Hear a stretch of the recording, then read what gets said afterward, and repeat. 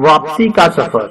ایک بادشاہ نے کسی شہری کی کسی بات پر خوش ہو کر اسے یہ اختیار دیا کہ وہ سورج غروب ہونے تک جتنی زمین کا دائرہ مکمل کر لے گا وہ زمین اس کو الاٹ کر دی جائے گی، اور اگر وہ دائرہ مکمل نہ کر سکا اور سورج غروب ہو گیا تو اسے کچھ نہیں ملے گا۔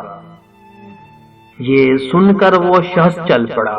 چلتے چلتے ظہر ہو گئی تو اسے خیال آیا کہ اب واپسی کا چکر شروع کر دینا چاہیے، مگر پھر لالچ نے غلبہ پا لیا اور سوچا کہ تھوڑا سا اور آگے سے چکر کاٹ لوں۔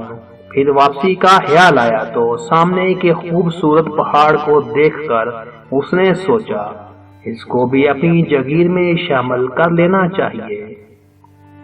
الغرض واپسی کا سفر کافی دیر سے شروع کیا۔ اب واپسی میں یوں لگتا تھا جیسے سورج نے اس کے ساتھ مسابقت شروع کر دی ہے۔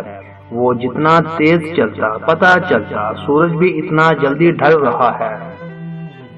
عصر کے بعد تو سورج ڈھلنے کی بجائے لگتا تھا پگھلنا شروع ہو گیا ہے۔ وہ شخص دوڑنا شروع ہو گیا کیونکہ اسے سب کچھ ہاتھ سے جاتا نظر آ رہا تھا۔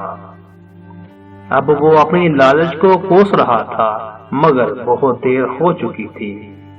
دوڑتے دوڑتے اس کا سینہ درد سے پھٹے جا رہا تھا مگر وہ تھا بس دوڑے جا رہا تھا۔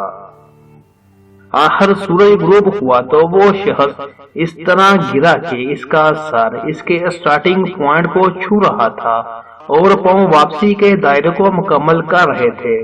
یوں اس کی لاش نے دائرہ مکمل کر دیا۔